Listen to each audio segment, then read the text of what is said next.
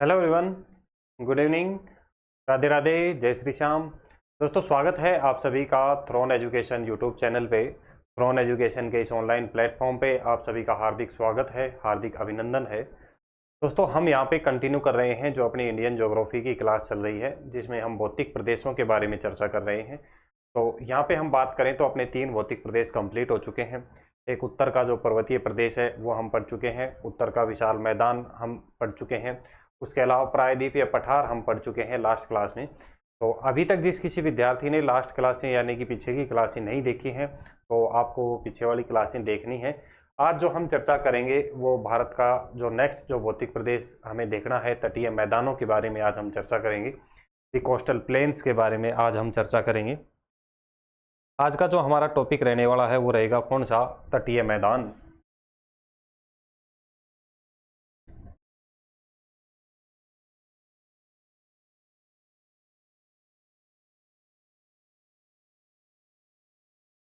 तटीय मैदानों के बारे में हम चर्चा करेंगे। ये अपना चौथा भौतिक प्रदेश रहेगा, तटीय मैदान यानी कि कोस्टल प्लेन्स।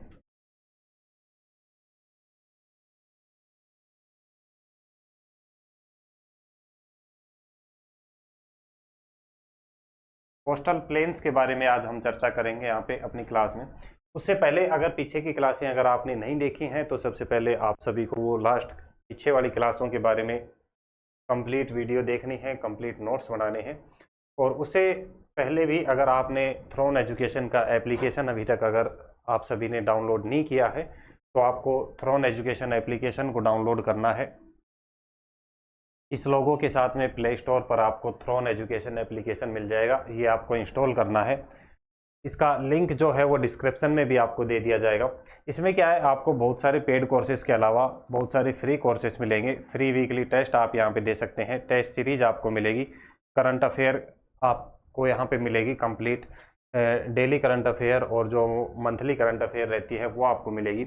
नोट्स जो कि अपनी आरपीएफ की वैकेंसी से रिलेटेड रहेंगे या अदर एग्जाम के रिलेटेड जो भी नोट्स रहेंगे वो फ्री नोट्स आप यहाँ से डाउनलोड कर सकते हैं। सिलेबस आपको मिलेगा और उसके अलावा प्रीवियस ईयर पेपर आपको देखने हैं, जॉब अलर्ट से संबंधित चीज़ें, तो सारी चीज़ें आपको इस एप्लीकेशन में मिलेंगी। तो आपको एप्लीकेशन डाउनलोड करना है तुरंत।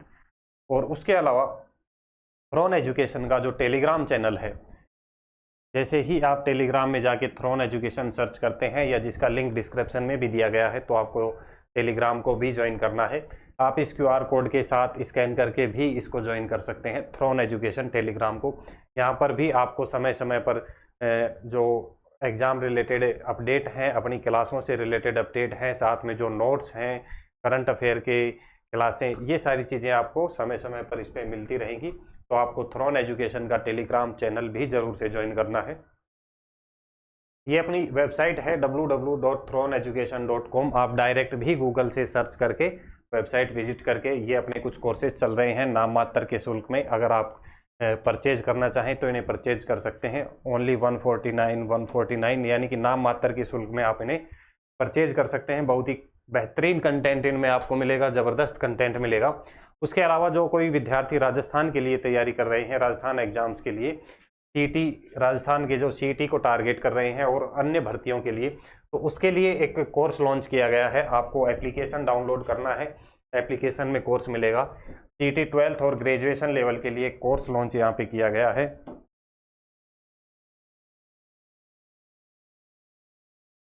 आपको डाउनलोड करना है थ्रोन एजुकेशन जो एप्लीकेशन है, लिंक डिस्क्रिप्शन में है। इस कोर्स की खास बात क्या है कि इसमें आपको प्रिंटेबल नोट्स मिलेंगे, टेस्ट सीरीज मिलेंगी, पैनल पीडीएफ मिलेंगी और जो सभी क्लासें रहेंगी उन सभी क्लासों की टॉपिक वाइज एमसीक्यू और पीवाईक्यू की स्पेशल क्लासें आपको दी जाएंगी। यानी कि हर टॉपिक कंप्लीट होने के बाद में उसकी आपकी प्रैक्टिस कराई जाएगी, स्पेशल प्रीवियस ईयर क्वेश्चनों की, और जो संभावित क्वेश्चन है उन संभावनाओं की प्रैक्टिस आपको कराई जाएगी।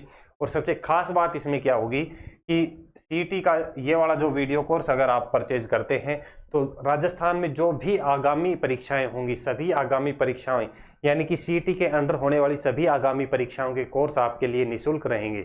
जिस तरीके से सीटी का फॉर्म अप्लाई करने के बाद में आगे के जितने भी फॉर्म है आप निःशुल्क अप्लाई कर सकते हैं। उसी तरीके से सीईटी का ये कोर्स परचेज करने के बाद में आप उसी तरीके से निःशुल्क कोर्स परचेज कर सकेंगे जिस तरीके से आप निःशुल्क फॉर्म अप्लाई करते हैं।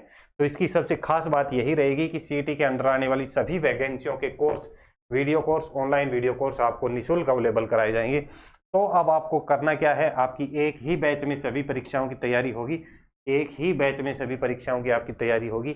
अगर आपकी कोई इंक्वायरी आती है, कोई डाउट है आपके मन में, तो ये इंक्वायरी नंबर यहाँ पे दिए गए हैं, इन पे आप कांटेक्ट करके डिटेल ले सकते हैं। कोई क्यूरी है तो वो पूछ सकते हैं आप, इस नंबर पे आप कांटेक्ट कर सकते हैं।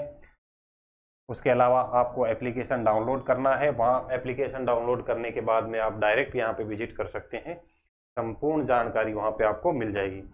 चलिए उसके बाद में अब हम स्टार्ट करते हैं अपना जो आज का टॉपिक है, तटीय मैदान, कोस्टल प्लेन्स के बारे में हम चर्चा करेंगे। तो जैसे कि 3 भौतिक प्रदेश हम पढ़ चुके हैं, आज का अपना कोस्टल प्लेन रहेगा। कोस्टल प्लेन की बात करें तो तटों के आसपास का जो क्षेत्र है,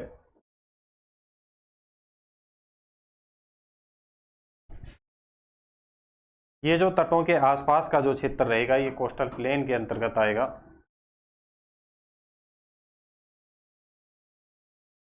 ये तटों के आसपास का जो मैदानी क्षेत्र रहेगा ये किस में आ जाएगा, तटीय मैदानों में।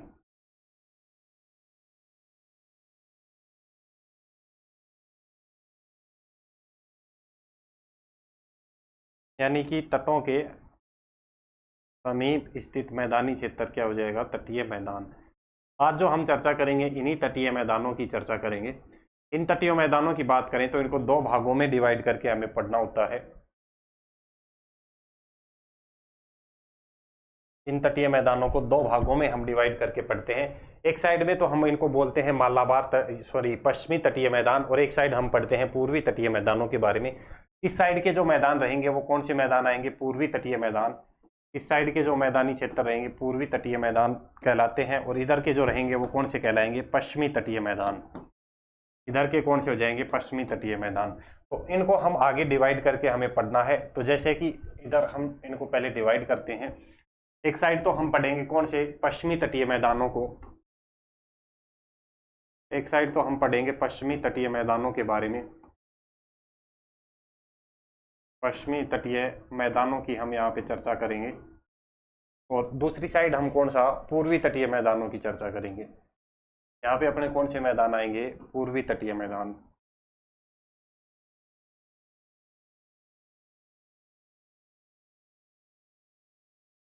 ये कौन से हो जाएंगे, पूर्वी तटीय मैदान। इधर बात करें पश्चिमी तटीय मैदान, तो इसका पार्टीशन किया जाता है, इनका विभाजन किया जाता है। सबसे पहले हम यहाँ पे देखेंगे गुजरात का तटीय मैदान, गुजरात का तटीय मैदान, कोस्टल प्लेन। गुजरात के तटीय मैदान के बाद जिसको काठियावाड़ तट के नाम से भी जाना जाता है। नेक्स्ट हम यहाँ पे देखेंगे कोंकण का तटीय मैदान।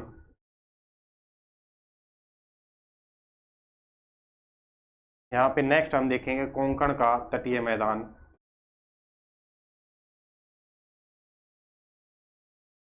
कोंकण का तटीय मैदान। कोंकण के बाद में हम यहाँ पे देखेंगे कन्नड़ का तटीय मैदान। कन्नड़ का तटीय मैदान। और कन्नड़ के तटीय मैदान के बाद में हम यहाँ पे देखेंगे कौन सा, मालाबार का तटीय मैदान।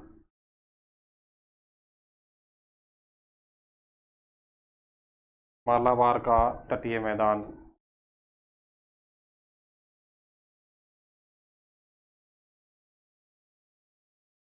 और इधर दूसरी साइड पूर्वी तटीय मैदानों की बात करें तो हम यहाँ पे देखेंगे उत्कल का तटीय मैदान।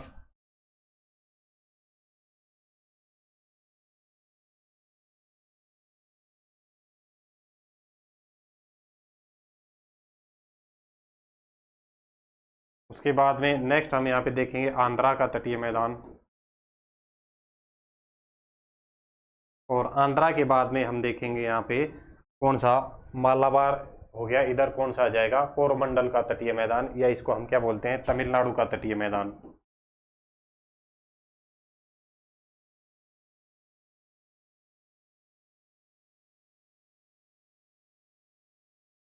ये कौन सा हो जाएगा, तमिलनाडु का तटीय मैदान।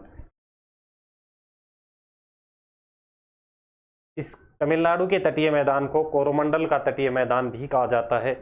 इसका अन्य नाम क्या हो जाएगा, जैसे इसको कौन सा कहते हैं, मालाबार का तटीय मैदान, तो इसको आप नोट कर लें।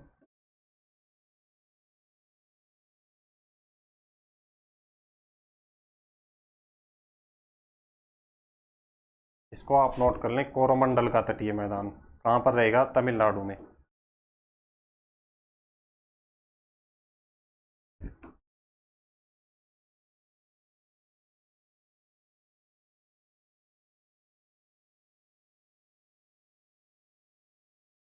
कोरोमंडल का तटीय मैदान।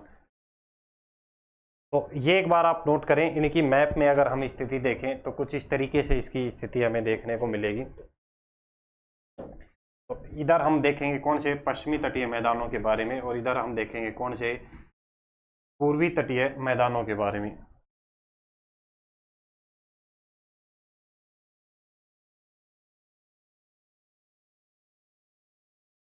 तो यहाँ पे जो सबसे पहले हम देखेंगे, ये वाला जो तटीय क्षेत्र आएगा, ये कौन सा तटीय क्षेत्र कहलाएगा, जो कि अभी हमने बताया कौन सा, गुजरात का तटीय मैदान, या इसको काठियावाड़ का तट भी कहा जाता है। काठियावाड़ का तट, काठियावाड़ का तट। इसका अन्य नाम की अगर हम बात करें, काठियावाड़ का तट, या इसको मालाबार तट भी कहा जाता है। अन्य नाम इसका क्या हो जाएगा, मालाबार तट। तो मालाबार तट के नाम से भी इसको जाना जाता है। उसके अलावा नेक्स्ट हमें जो यहाँ पे पढ़ना है, हम पढ़ेंगे यहाँ पे कौन सा, कोंकण का तटीय मैदान।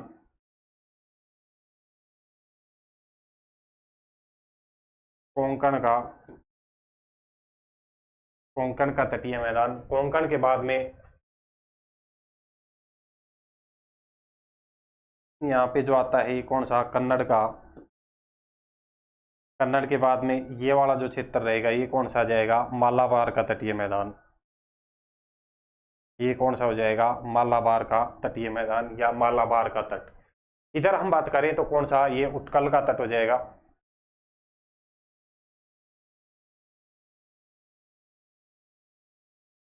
उत्कल का तट। इस उत्कल के तट को कलिंग तट के नाम से भी जाना जाता है। उसके बाद में नेक्स्ट जो हमारा आता है, आंध्र का तटीय मैदान। इस क्षेत्र में जो ये क्षेत्र आ जाएगा, ये कौन सा हो जाएगा, आंध्र का तटीय मैदान। आंध्र का तटीय मैदान। और यहाँ पे नेक्स्ट हम बात करें तो ये इधर वाला कौन सा आ जाएगा, ये कौन सा तटीय हो जाएगा, कोरोमंडल का तटीय मैदान।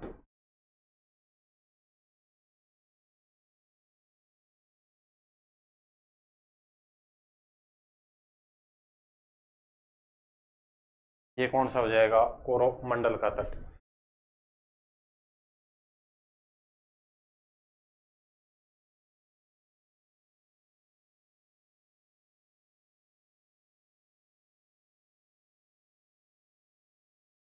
इसकी बात करें तो इसका जो विस्तार रहता है, ये सरक्रिक से लेके गुजरात,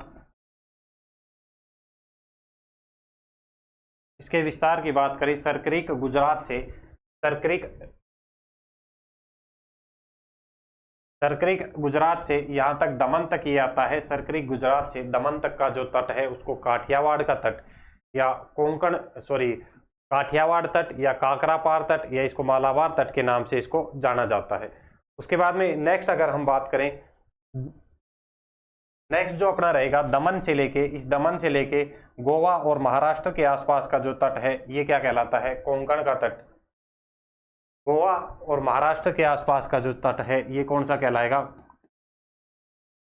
महाराष्ट्र और गोवा।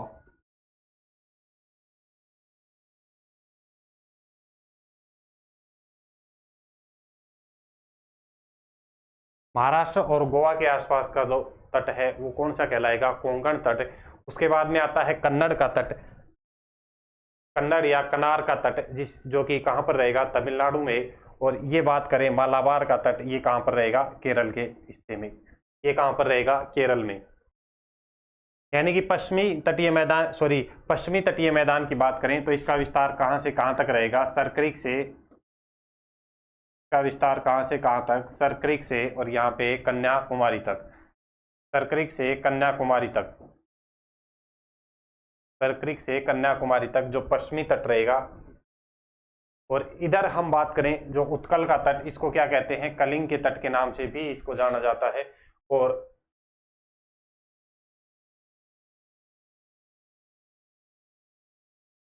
तो इनकी हम वन बाई वन करके एक बार चर्चा करते हैं। आप एक बार ये नोट कर लें यहाँ तक, तटीय मैदान, द कोस्टल प्लेन्स। तो सबसे पहले आप हेडिंग डालें पश्चिमी तटीय मैदानों के बारे में। सबसे पहले आप हेडिंग डालें पश्चिमी तटीय मैदानों के बारे में।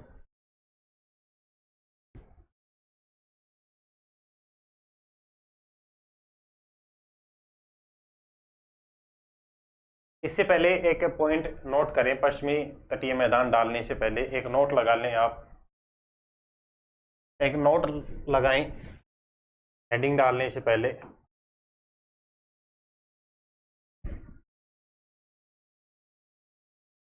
पहले ये फ्लो चार्ट आपको बनाना है, फ्लो चार्ट बनाने के बाद में आपको एक नोट लगाना है।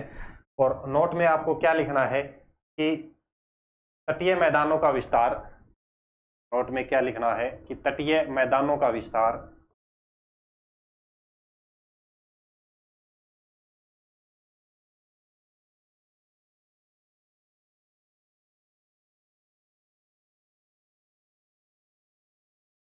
तटीय मैदानों का विस्तार पश्चिमी घाट की तुलना में पूर्वी घाट पर अधिक पाया जाता है। पश्चिमी घाट की तुलना में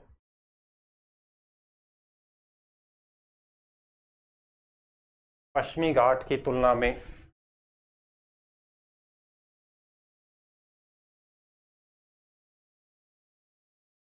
पूर्वी घाट पर अधिक पाया जाता है।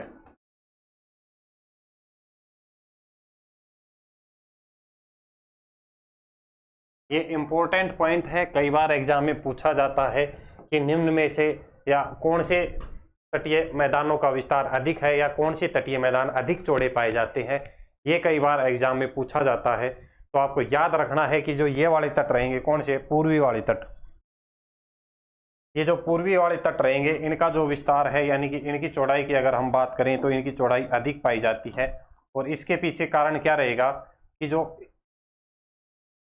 बंगाल की खाड़ी में गिरने वाली जो नदियां हैं, इस तट की चौड़ाई अधिक पाई जाएगी, क्योंकि बंगाल की खाड़ी में गिरने वाली जो नदियां हैं वो यहाँ पे अवसादों का निक्षेपण करती हैं, डेल्टाओं का निर्माण करती हैं। और इन्हीं अवसादों के निक्षेपण के कारण इसकी चौड़ाई बढ़ जाती है, इसलिए ये तटीय मैदान अधिक चौड़े पाए जाते हैं। कौन सी, पूर्वी तटीय मैदान। तो ये पॉइंट आपको याद रखना है।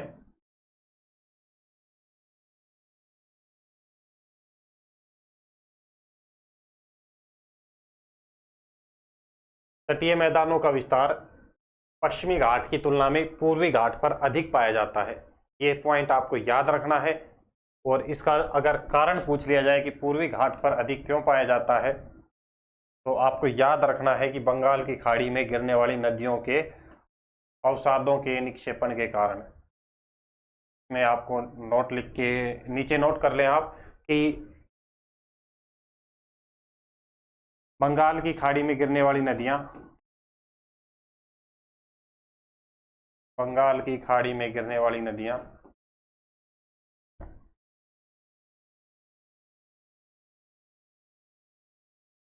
गिरने वाली नदियां भारी अवसादों का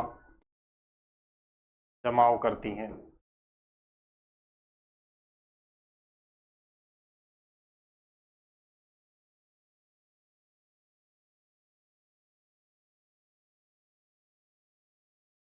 भारी अवसादों का जमाव करती हैं, जिसके कारण इनकी चौड़ाई अधिक हो जाती है। तो यहाँ तक आपको चीज़ें समझ में आई, कोई दिक्कत नहीं होनी चाहिए शायद। अब हम यहाँ से स्टार्ट करते हैं पश्चिमी तटीय मैदान के बारे में। अब आप हेडिंग डालें पश्चिमी तटीय मैदान, और इस पश्चिमी तटीय मैदान में हम 4 मैदान यहाँ पे पढ़ेंगे। पश्चिमी तटीय मैदान में 4 मैदानों की हम यहाँ पे चर्चा करेंगे। तो आपको हेडिंग डालनी है पश्चिमी तटीय मैदान। सबसे पहले ये इस साइड वाले जो मैदान हमने देखने हैं, तट पर स्थित रहेंगे, जो पश्चिमी तटीय मैदान।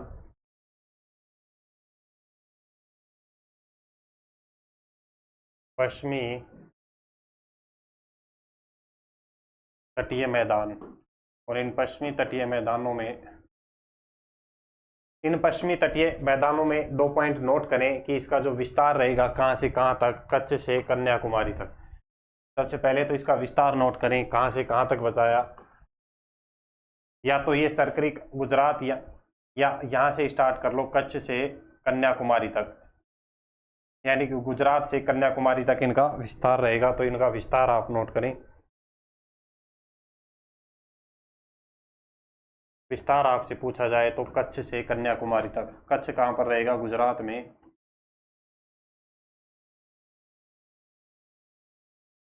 कच्छ गुजरात से कन्याकुमारी तक।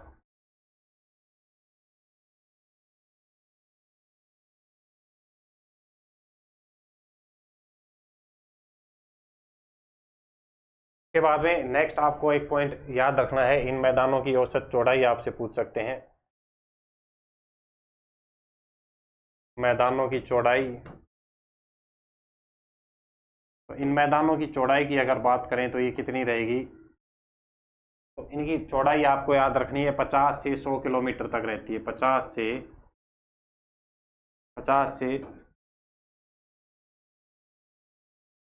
से 100 किलोमीटर तक इनकी चौड़ाई रहती है। अगर आपसे औसत चौड़ाई यहाँ पे पूछ ली जाए, औसत चौड़ाई अगर आपसे पूछ ली जाए,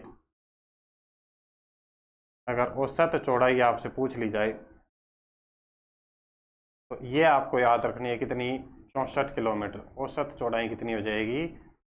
64 किलोमीटर आपको याद रखनी है। बात करें इन पूर्वी पश्चिमी तटों की, ये जो तट हैं पश्चिमी तटों की अगर बात करें तो ये तट कैसे हैं? इस तरीके से कुछ कटे फटे तट हैं। कैसे हैं? अधिक कटे फटे हुए तट हैं। इस कारण यहाँ पर अनेकों बंदरगाह पाए जाते हैं। अनेकों बंदरगाह यहाँ पर पाए जाएंगे। तो एक पॉइंट याद रखना है कि अधिक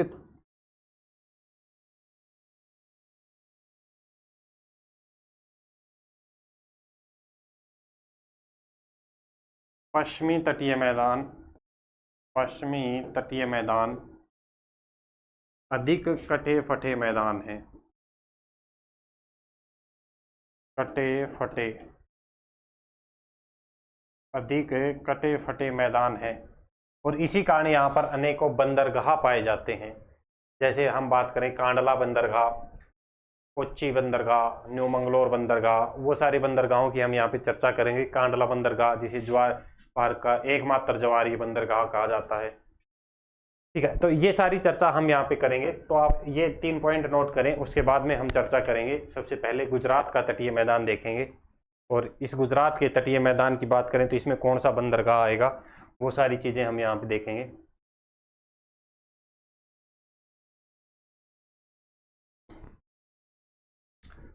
तो एक बार ये फटाफट से नोट कर लें।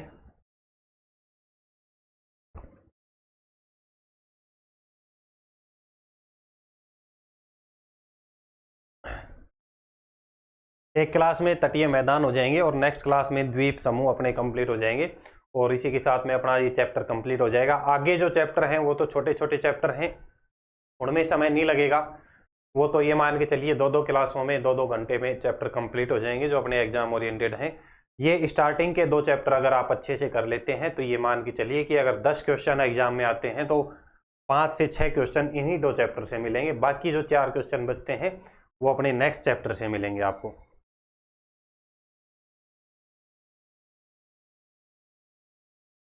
के बाद में नेक्स्ट आप डालिए गुजरात का तटीय मैदान। पहला पश्चिमी तटीय मैदानों में पहला हम देखेंगे गुजरात का तटीय मैदान। पहला नोट करें गुजरात का तटीय मैदान।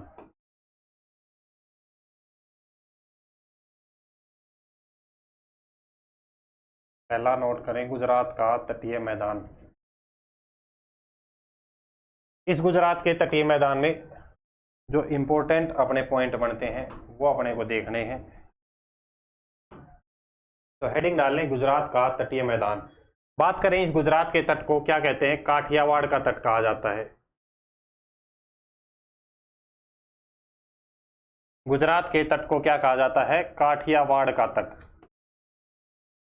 इसे काठियावाड़ का तट भी कहा जाता है, काठियावाड़ का तट भी कहा जाता है।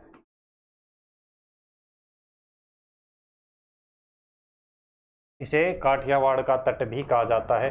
इस गुजरात के तटीय मैदान में हमने एक बंदरगाह यहाँ पे बताया था आपको, यहाँ पे कांडला बंदरगाह के बारे में हम यहाँ पे चर्चा करेंगे। लेकिन उससे पहले आपको सबसे पहले ये याद रखना है एक इम्पोर्टेंट पॉइंट, कि जो पश्चिम के तटीय मैदानों की हम यहाँ पे चर्चा करेंगे। ये जो पश्चिम के जितने भी तटीय मैदान हैं, इन सभी तटीय मैदानों में जो सबसे अधिक चौड़ाई रहेगी वो किसकी रहेगी? गुजरात के तटीय मैदान की। गुजरात के तटीय मैदानों की चौड़ाई पश्चिम में सबसे अधिक रहेगी। तो ये सबसे इंपॉर्टेंट पॉइंट आपको याद रखना है।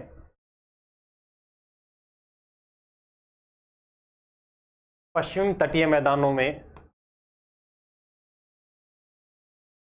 पश्चिमी तटीय मैदानों में, पश्चिमी तटीय मैदानों में गुजरात के तटीय मैदान की, गुजरात के तटीय मैदान की, गुजरात के तटीय मैदान की, पश्चिमी तटीय मैदानों में गुजरात के तटीय मैदान की चौड़ाई सबसे अधिक है।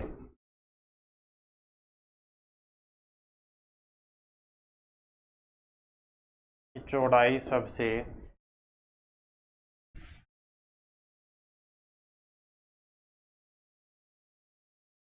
पश्चिमी तटीय मैदानों में गुजरात के तटीय मैदान की चौड़ाई सबसे अधिक है।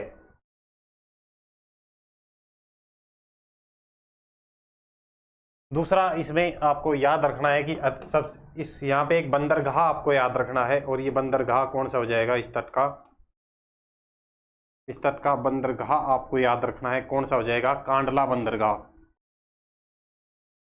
कौन सा बंदरगाह हो जाएगा? कांडला बंदरगाह। और बात करें इस कांडला बंदरगाह की, ये कांडला बंदरगाह भारत का एकमात्र ज्वारीय बंदरगाह है। भारत का एकमात्र ज्वारीय बंदरगाह कांडला बंदरगाह, जो कि क्या है? एक ज्वारीय बंदरगाह है। कांडला बंदरगाह कैसा रहेगा? ज्वारीय बंदरगाह। भारत का एकमात्र ज्वारीय बंदरगाह कौन सा रहेगा? कांडला बंदरगाह। इस बात करें इस कांडला बंदरगाह का वर्तमान में जो नाम है वो परिवर्तित कर दिया गया है।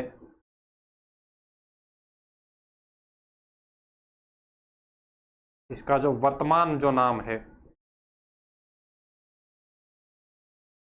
इसका जो वर्तमान नाम है वो वर्तमान नाम क्या रहेगा? दीनदयाल बंदरगाह। वर्तमान नाम इसका क्या कर दिया गया है? दीनदयाल बंदरगाह।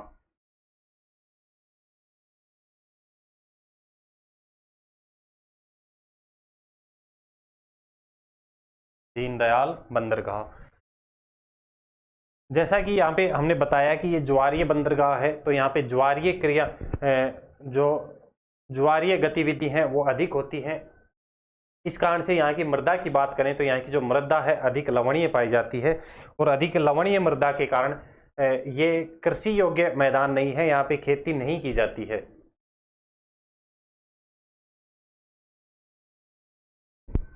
ये मैदान कृषि योग्य नहीं है, अधिक लवणीय मृदा के कारण,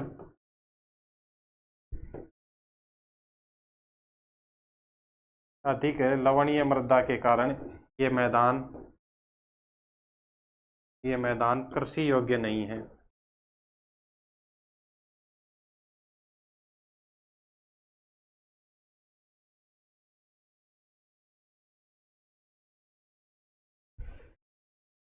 तो ये 3-4 पॉइंट आपको याद रखने हैं किसमें? गुजरात के तटीय मैदान में।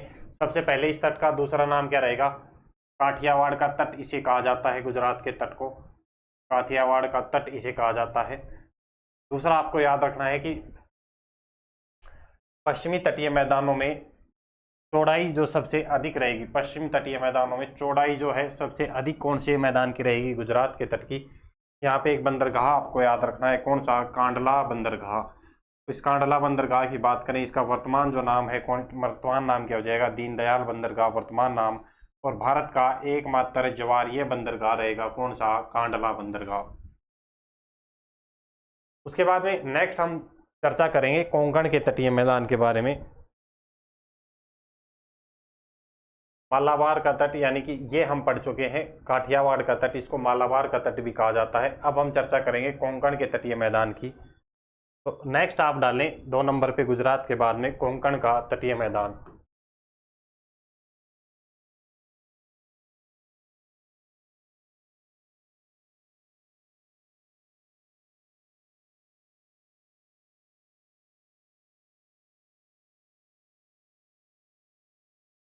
कोंकण का तटीय मैदान।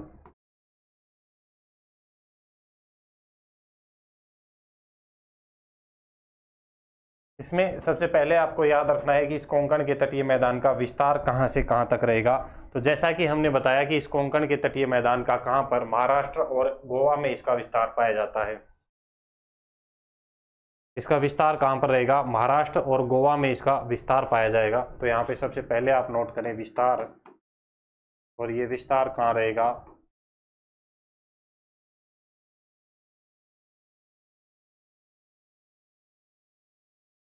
महाराष्ट्र प्लस गोवा में इसका विस्तार पाया जाएगा। बात करें इस कोंकण के तटीय मैदान की, इस कोंकण के तटीय मैदान के बंदरगाह की बात करें तो यहाँ पर कौन सा बंदरगाह पाया जाएगा, यहाँ पर बंदरगाह पाया जाएगा कौन सा, मारमू गांव बंदरगाह।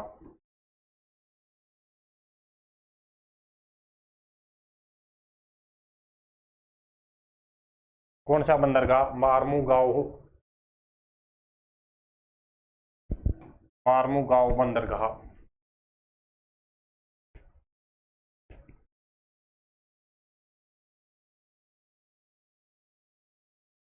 उसके बाद में यहाँ पे हम पढ़ रहे हैं कोंकण का तटीय मैदान, और इसी कोंकण के तटीय मैदान, इसी कोंकण के तट पर, यहीं पे कोंकण रेलवे भी इसी तट पर चलती है। एक पॉइंट, कोंकण रेलवे भी, कोंकण रेलवे भी इसी तट पर चलती है।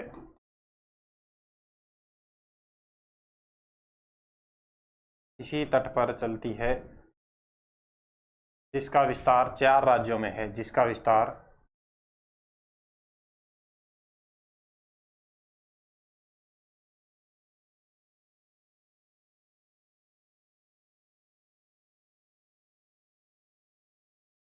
का विस्तार 4 राज्यों में है।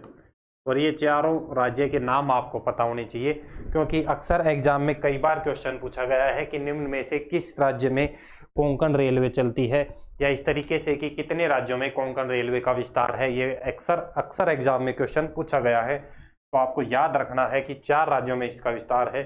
और ये 4 राज्य कौन कौन से हो जाएंगे, महाराष्ट्र, गोवा, कर्नाटक और केरल।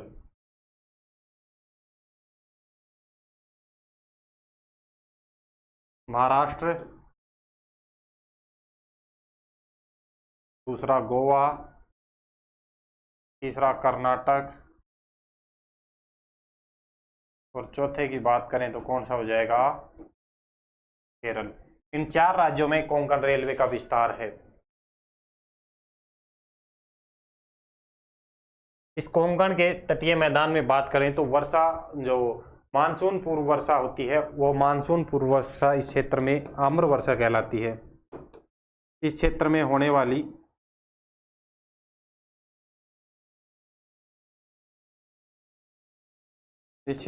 होने वाली मानसून पूर्व वर्षा, मानसून पूर्व वर्षा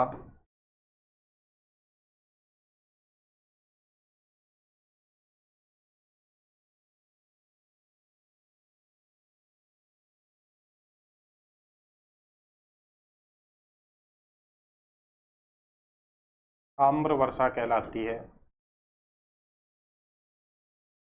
मानसून पूर्व होने वाली वर्षा क्या कहलाती है, आम्र वर्षा कहलाती है। और यहाँ पे इस तटीय मैदान में बात करें तो नारियल और काजू की खेती की जाती है। यहाँ पर कृषि की बात करें तो अधिक जो कृषि की जाती है वो किसकी, नारियल और काजू की। अधिकांश जो कृषि की जाएगी वो किसकी, नारियल और काजू। ये 3-4 पॉइंट आपको याद रखने हैं किसमें, इसमें कोंकण के तटीय मैदान में।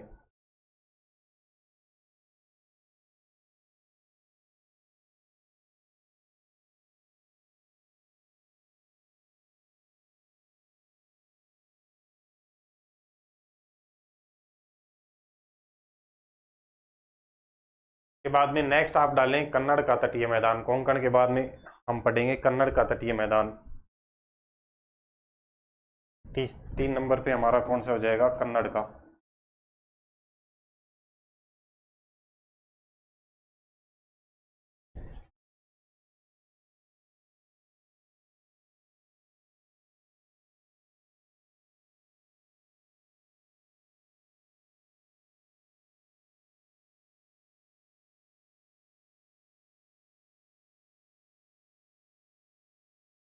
कन्नड़ का तटीय मैदान। इस कन्नड़ के तटीय मैदान के विस्तार की बात करें तो इसका विस्तार कहाँ रहेगा? कर्नाटक में। यहाँ पे नोट करें विस्तार कहाँ पर रहेगा? इसका विस्तार पाया जाएगा कर्नाटक में। विस्तार कहाँ पर? कर्नाटक में।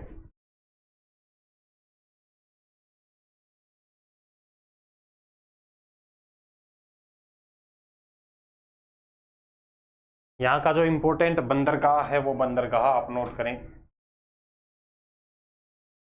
यहाँ का जो प्रसिद्ध बंदरगाह है, यहाँ का प्रसिद्ध बंदरगाह कौन सा हो जाएगा? न्यू मंगलोर बंदरगाह।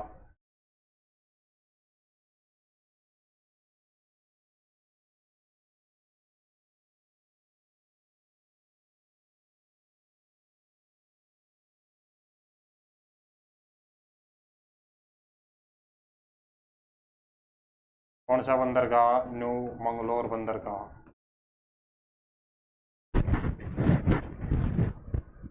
हाँ, साथ साथ में नोट करते हुए चलें, साथ साथ में नोट्स बनाते हुए चलें। इसका प्रसिद्ध बंदरगाह न्यू मंगलोर बंदरगाह रहेगा। बात करें इस न्यू मंगलोर बंदरगाह की तो इसका जो उपनाम है इसे कोफी बंदरगाह भी कहा जाता है। इसका दूसरा नाम क्या हो जाएगा? कोफी बंदरगाह भी इसको कहते हैं।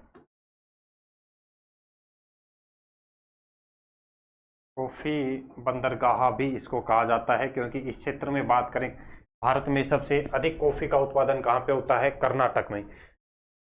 और कॉफी के अधिक उत्पादन के कारण यहाँ से कॉफी का आयात निर्यात किया जाता है जल परिवहन के माध्यम से, इसीलिए इसको क्या कहते हैं? कॉफी बंदरगाह कहा जाता है।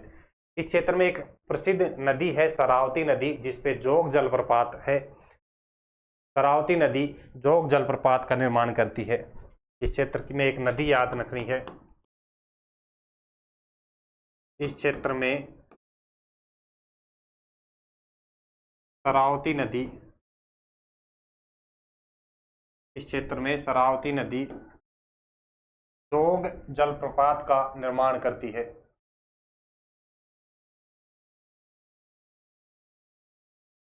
जोग जलप्रपात का निर्माण करती है।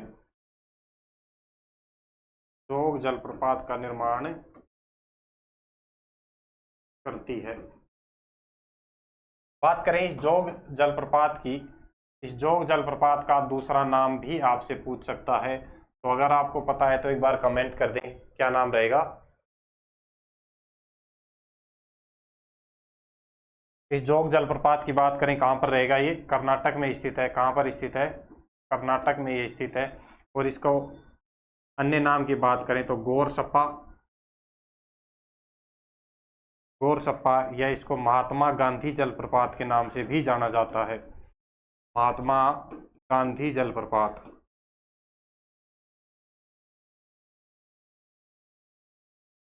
महात्मा गांधी जलप्रपात के नाम से भी इसको जाना जाता है। तो ये 2-3 पॉइंट आपको याद रखने हैं कन्नड़ के तटीय मैदान में। उसके बाद में अपना एक लास्ट यहाँ पे बचता है, पश्चिम में बात करें तो कौन सा? मालाबार का तट, यानी कि मालाबार का तटीय मैदान। और इस मालाबार के तटीय मैदान के विस्तार की बात करें तो केरल में ये इसका विस्तार रहेगा। और यहाँ का जो प्रमुख बंदरगाह रहेगा, कौन सा बंदरगाह रहेगा मालाबार का? तो यहाँ का प्रमुख बंदरगाह रहेगा कोच्चि बंदरगाह। और इसी कोच्चि बंदरगाह को मसाला बंदरगाह के नाम से भी जाना जाता है।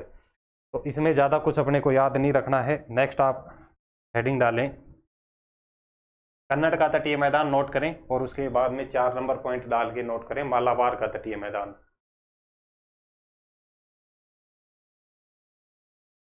नेक्स्ट 4 नंबर पे हमारा यहाँ पे हो जाएगा मालाबार का तटीय मैदान।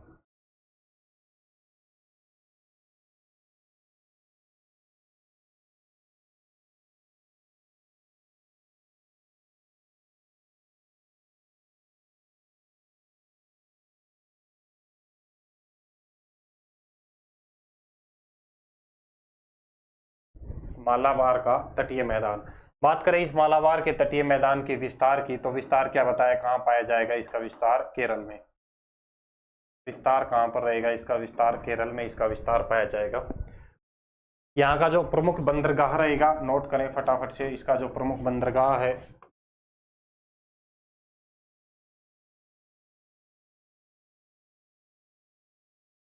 यहाँ का जो प्रमुख बंदरगाह रहेगा वो कौन सा रहेगा, कोच्चि बंदरगाह। कौन सा, कोच्चि बंदरगाह। कोच्चि बंदरगाह कहाँ पर, केरल में। कोच्चि बंदरगाह यहाँ का प्रमुख बंदरगाह रहेगा और इसी कोच्चि बंदरगाह को मसाला बंदरगाह के नाम से जाना जाता है। का उपनाम क्या हो जाएगा, मसाला बंदरगाह।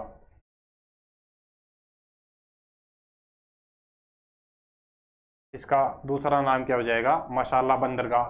क्योंकि केरल में बात करें तो भारत में सबसे अधिक मसालों का उत्पादन कहाँ होता है, केरल में। और केरल में अधिक मसालों के उत्पादन के कारण केरल के तट से मसालों का विदेशों में आयात निर्यात किया जाता है, जिस कारण से इसको क्या कहते हैं, इस बंदरगाह को मसाला बंदरगाह इसको कहा जाता है।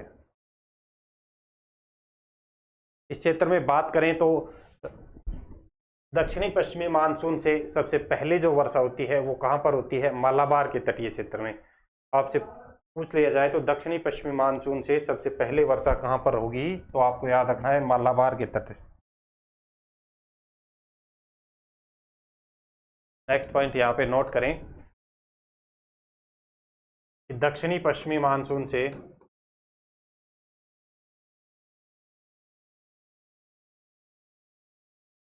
दक्षिणी पश्चिमी मानसून से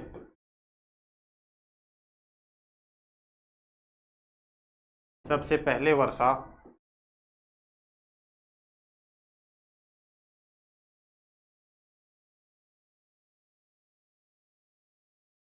मालाबार के तट पर होती है।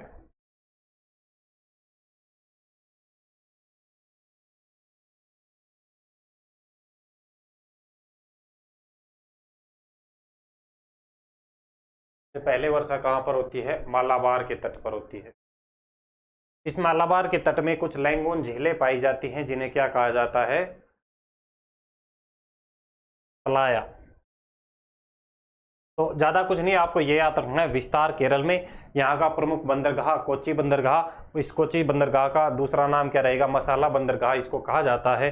और मालाबार तट पर भारत में दक्षिणी पश्चिमी मानसून से होने वाली वर्षा, तो सबसे पहले वर्षा कहाँ पर होगी, दक्षिणी पश्चिमी मानसून से मालाबार तट पे। ये 3 पॉइंट आपको याद रखने हैं। उसके बाद में अब हम चर्चा करेंगे पूर्वी तटीय मैदानों की। यहाँ पर अपने पश्चिम के जो तटीय मैदान है तीनों यहाँ पे कंप्लीट होते हैं। ये पश्चिम के तटीय मैदान यहाँ पे कंप्लीट होते हैं। गुजरात का तट हमने देखा, गुजरात के तट के बाद में कोंकण का देखा, कन्नड़ का और मालाबार का।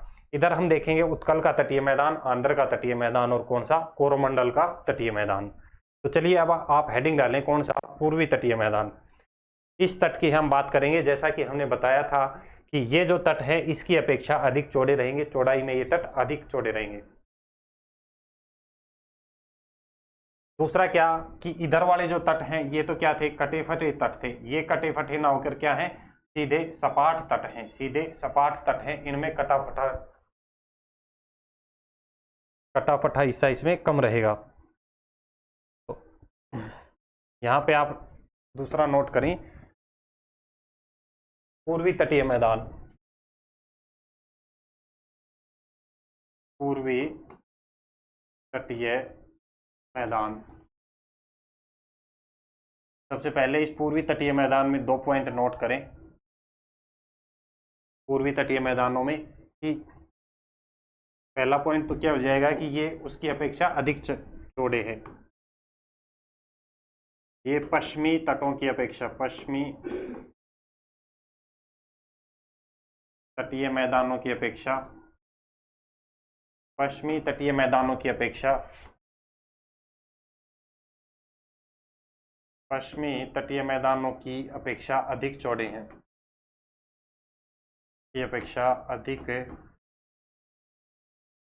चौड़े हैं।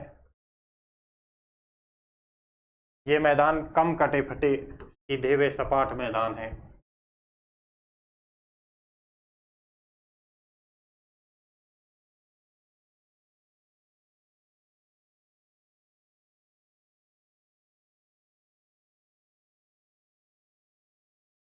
ये मैदान कटे फटे ना होकर सीधे सपाट सीधे सपाट मैदान है। ठीक है, ये 2 पॉइंट आपको याद रखने हैं पूर्वी तटीय मैदान में। और अब हम चर्चा करेंगे इस पूर्वी तटीय मैदान में सबसे पहले उत्कल के तटीय मैदान की। सबसे पहला हमारा यहाँ पे क्या रहेगा, उत्कल का तटीय मैदान। सबसे पहला हमारा क्या रहेगा, उत्कल का तटीय मैदान। नेक्स्ट स्लाइड पे हम देखते हैं।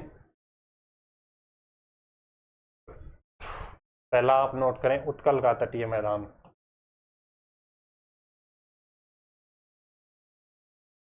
उत्कल का तटीय मैदान।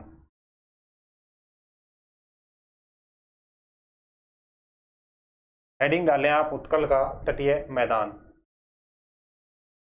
इस उत्कल के तटीय मैदान की बात करें तो इसका जो अधिकांश विस्तार जो पाया जाएगा वो कहां पर रहेगा, उड़ीसा में। इसका अधिकांश विस्तार उड़ीसा में।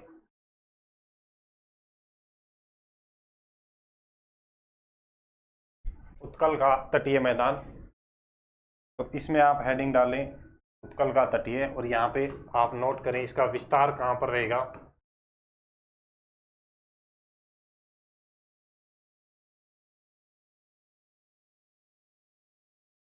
उड़ीसा में इसका विस्तार पाया जाएगा।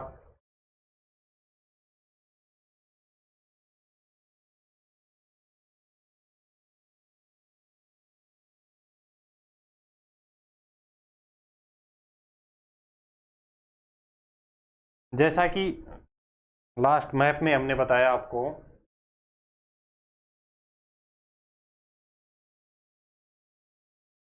ये वाला जो तटीय क्षेत्र रहेगा ये क्या कहलाएगा, उत्कल का तट कहलाता है।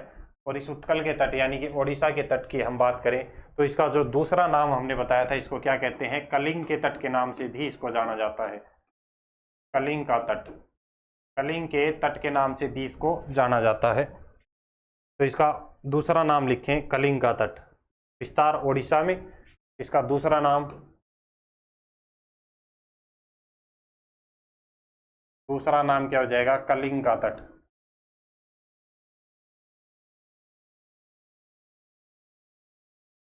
दूसरा नाम इसका क्या हो जाएगा, कलिंग का तट। यहाँ के प्रमुख बंदरगाह की बात करें, प्रमुख बंदरगाह,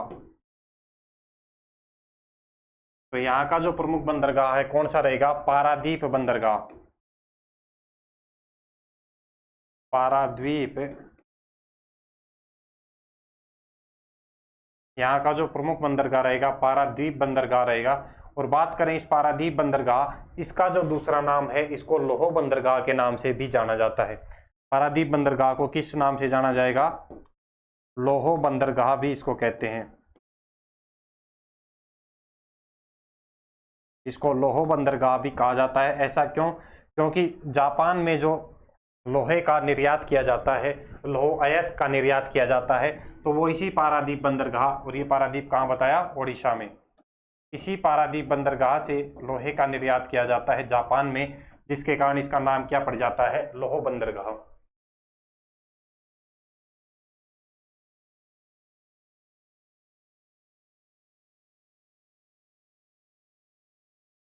यहाँ पे लैंगून झीलें पाई जाती हैं, जैसे चिल्का झील। तो ये सारी चीजें हम चर्चा कर लेंगे जब झीलों के बारे में चर्चा करेंगे। तो आपको बेसिक ये याद रखना है, उत्कल के तटीय मैदान का विस्तार उड़ीसा में, दूसरा नाम इसको कलिंग के तट के नाम से इसको जाना जाता है। और इसका प्रमुख बंदरगाह कौन सा रहेगा, पारादीप बंदरगाह यहाँ का प्रमुख बंदरगाह है, जिसको लोहो बंदरगाह भी कहा जाता है। और ऐसा क्यों, क्योंकि जापान में जो लोहो अयस्क का निर्यात किया जाता है वो इसी बंदरगाह से होता है।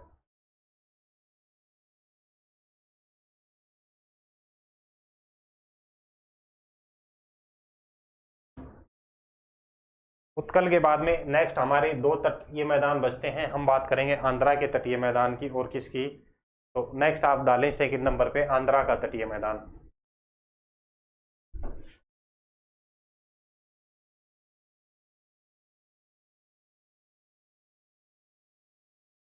आंध्रा का तटीय मैदान। इस आंध्रा के तटीय मैदान में जो अपने एग्जाम ओरिएंटेड क्वेश्चन बन सकते हैं, तो सबसे पहले इसका विस्तार अगर आपसे पूछा जाए तो कहां पर रहेगा? आंध्र प्रदेश में। जैसा कि नाम से ही ज्ञात हो रहा है कि आंध्र प्रदेश में। इसके अन्य नाम आप नोट करें, आंध्रा के तट के जो अन्य नाम है, इसको गोलकुंडा का तट, इसके अन्य नाम आप नोट कर लें, अन्य नाम। तो इसको गोलकुंडा का तट या उत्तरी सरकार तट के नाम से भी जाना जाता है। गोलकुंडा का तट, गोलकुंडा का तट या उत्तरी सरकार तट।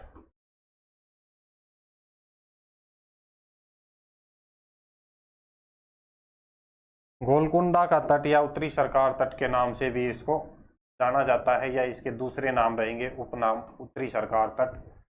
यहाँ के प्रमुख बंदरगाह की बात करें तो यहाँ का जो प्रमुख बंदरगाह है वो कौन सा हो जाएगा? विशाखापत्तनम बंदरगाह। यहाँ पे नोट करें बंदरगाह, और ये बंदरगाह कौन सा हो जाएगा? विशाखापत्तनम बंदरगाह।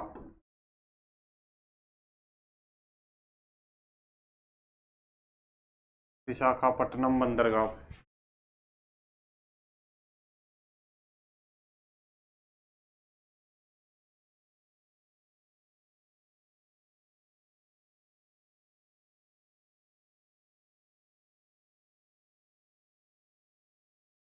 विशाखापत्तनम बंदरगाह जो कि कैसा है? एक प्राकृतिक बंदरगाह है।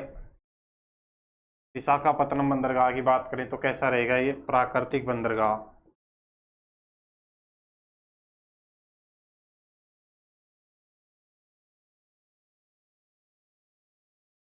आपको याद क्या रखना है कि जो पश्चिम तट पर जो बंदरगाह पाए जाएंगे वो अधिकांश बंदरगाह कैसे रहेंगे? कृत्रिम बंदरगाह रहेंगे, जबकि जो पूर्वी तट पर जो बंदरगाह पाए जाएंगे वो अधिकांश बंदरगाह कैसे रहेंगे? प्राकृतिक बंदरगाह रहेंगे। बात करें इस विशाखापत्तनम बंदरगाह की, ये एक डॉल्फिन पहाड़ियों से घिरा हुआ है। कौन सी पहाड़ियों से? डॉल्फिन पहाड़ियों से।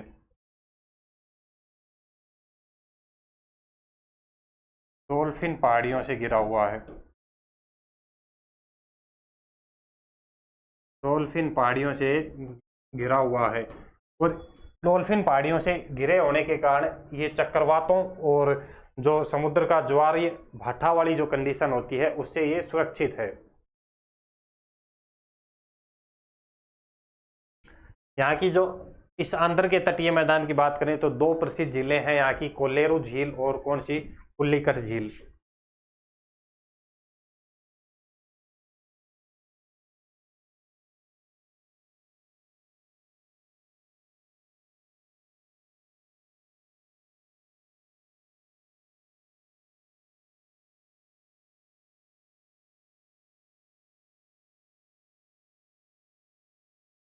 दो झीलें हैं इस तट पर, कोल्लेरू झील और कौन सी? पुल्लिकट झील। उसके बाद में इसमें आपको दो तीन बातें याद रखनी है। इसका जो आंध्र का जो तट है इसका अन्य नाम क्या हो जाएगा? गोलकुंडा तट या उत्तरी सरकार तट इसका। यहाँ का प्रसिद्ध बंदरगाह विशाखापत्तनम बंदरगाह जो कि प्राकृतिक बंदरगाह है, और ये डॉल्फिन पहाड़ियों से घिरा हुआ है। उसके बाद में नेक्स्ट हम करते हैं, ये बात करें इस विशाखापत्तनम बंदरगाह की, तो ये भारत का सबसे गहरा बंदरगाह रहेगा।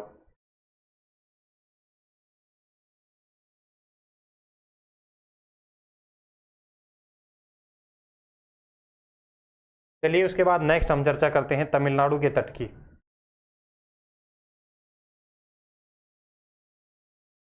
तीसरा अपना कौन सा आता है? तमिलनाडु का तटीय मैदान, जिसको कोरोमंडल भी कहते हैं। तमिलनाडु का तटीय मैदान। नेक्स्ट अपना क्या आएगा? तमिलनाडु का तटीय मैदान। और इस तमिलनाडु के तटीय मैदान की अगर यहाँ पे बात करें तो इसका अन्य नाम क्या रहेगा? का अन्य नाम आप नोट करें, इसका अन्य नाम क्या रहेगा? कोरोमंडल तट भी इसको कहा जाता है।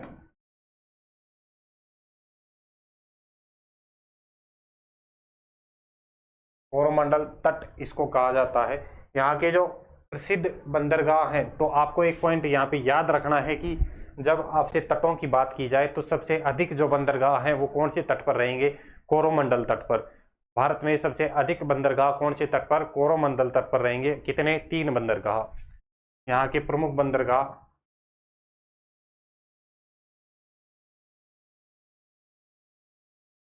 इस तट पर सबसे अधिक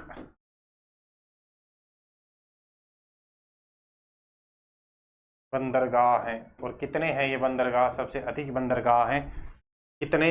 यहाँ पर 3 बंदरगाह हैं, 3 प्रमुख बंदरगाह हैं। इन तीनों को आप नोट करें। 3 बंदरगाह हैं। कौन कौन से? चेन्नई बंदरगाह, एन्नोर चेन्नई बंदरगाह, चेन्नई बंदरगाह,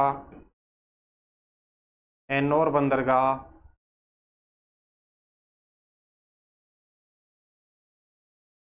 और कौन सा? तूतीकोरिन बंदरगाह।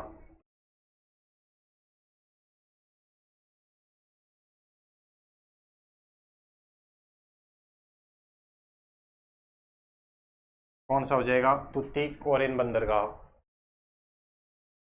बात करें इस तूतीकोरिन बंदरगाह की तो इसका जो अन्य नाम है वो क्या हो जाएगा? इसका मोती बंदरगाह भी इसको कहा जाता है।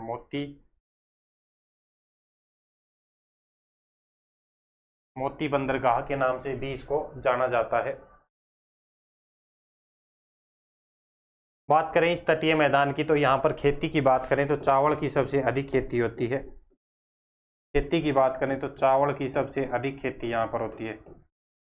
खेती किसकी होती है सबसे अधिक? चावल की सबसे अधिक खेती होती है मालावा कोरोमंडल तट पे।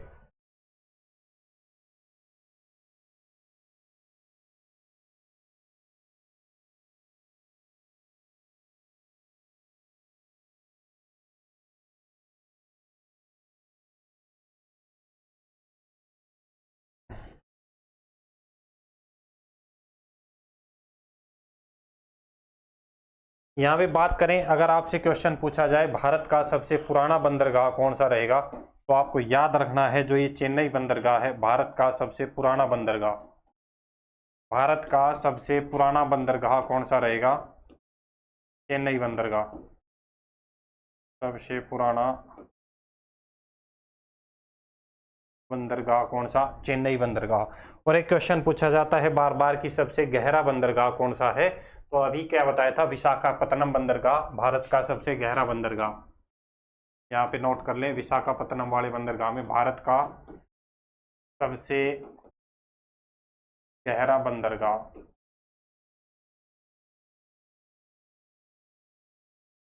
भारत का सबसे गहरा बंदरगाह कौन सा हो जाएगा? विशाखापत्तनम बंदरगाह। ये पॉइंट नोट कर लें और उसके बाद में ये चेन्नई वाले बंदरगाह में नोट कर लें।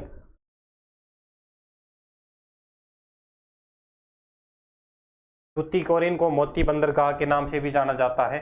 और एन्नोर बंदरगाह की बात करें तो एडीबी एशियाई डेवलपमेंट बैंक इसका विकास कर रहा है। आपसे पूछ लिया जाए कि एशियाई डेवलपमेंट बैंक भारत के किस बंदरगाह का विकास कर रहा है या किस बंदरगाह का संचालन कर रहा है, तो आपको याद रखना है कौन सा? एन्नोर बंदरगाह।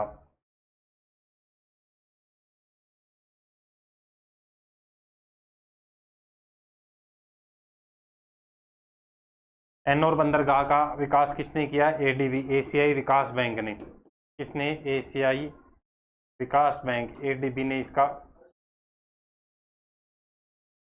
एशियाई विकास बैंक ने इसका कार्य करवाया है। तो ये 2-3 पॉइंट आपको याद रखने हैं किसमें? तमिलनाडु के तटीय मैदान में। तो यहाँ पे हम बात करें तो अपने जो तटीय मैदान वाला जो पार्ट है वो कंप्लीट होता है। जैसा कि हमने यहाँ पे आपको बताया था स्टार्टिंग में, सभी पार्ट हमने देखे जो अपने एग्जाम ओरिएंटेड बातें बन सकती थी, वो सारी बातें हमने देखी। तटीय मैदान, तटीय मैदानों का विभाजन 2 भागों में यहाँ पे किया जाता है। एक बार तो हमें देखने होते हैं पश्चिम के तटीय मैदान और दूसरी साइड हमें देखने होते हैं कौन से? पूर्वी तटीय मैदानों के बारे में। पश्चिमी तटीय मैदानों में हमने देखा गुजरात का, कोंकण का, कन्नड़ का और मालाबार। इधर हमने देखा उत्कल का, आंध्र का और कोरोमंडल का तटीय मैदान। तो इसमें ज़्यादा कुछ नहीं, एक तो आपको विस्तार याद रखना है कि विस्तार कौन से स्टेट में है, दूसरा यहाँ पे कौन से प्रमुख बंदरगाह हैं वो आपको याद रखने हैं। मेन जो अपने एग्जाम में यहाँ से क्वेश्चन बनते हैं वो इतने ही बनते हैं। यहाँ पे अपना जो चौथा भौतिक प्रदेश है तटीय मैदान, दी कोस्टल प्लेन, वो अपना यहाँ पे कंप्लीट होता है। अब भारत के भौतिक प्रदेशों में अपना एक पार्ट बचता है द्वीप समूहों का, वो नेक्स्ट क्लास में हम कंप्लीट कर लेंगे। और तब तक के लिए अगर आपने पीछे वाली क्लासें नहीं देखी हैं तो उनको देखना है, पीछे की सारी क्लासें आपको देखनी है, नोट्स आपको बनाने हैं, कंप्लीट नोट्स आपको पेन से बनाने हैं, ताकि आपको बार बार क्लासें इधर उधर देखने की आवश्यकता ना रहे। और उसके अलावा नोट्स आपको बनाने हैं, बाकी आपको रेलवे के लिए टेस्ट सीरीज वगैरह ज्वाइन करनी है तो आप टेस्ट सीरीज ज्वाइन करने के लिए आपको एप्लीकेशन डाउनलोड करना होगा। थ्रोन एजुकेशन एप्लीकेशन को हर विद्यार्थी के मोबाइल में एप्लीकेशन होना चाहिए, थ्रोन एजुकेशन एप्लीकेशन। यहाँ से आप टेस्ट सीरीज ज्वाइन कर सकते हैं। उसके अलावा आपको नोट्स और जो PDF मिलेंगी वो चीज़ें आपको बिल्कुल निःशुल्क यहाँ पे अवेलेबल कराई जाएंगी। तो आपको सबसे पहले थ्रोन एजुकेशन एप्लीकेशन को डाउनलोड करना है और साथ ही साथ में जो थ्रोन एजुकेशन का जो टेलीग्राम जो चैनल है वो भी आपको ज्वाइन करना है। दोनों के ही लिंक की अगर बात करें तो डिस्क्रिप्शन में दे दिए जाएंगे। ये थ्रोन एजुकेशन का टेलीग्राम आपको ज्वाइन करना है। आप जैसे ही सर्च करेंगे थ्रोन THRONE थ्रोन, जैसे ही आप सर्च करेंगे थ्रोन एजुकेशन, तो ये लोगों के साथ में आपको टेलीग्राम चैनल मिलेगा, ये आपको ज्वाइन करना है। या इस QR कोड के साथ भी आप ज्वाइन कर सकते हैं।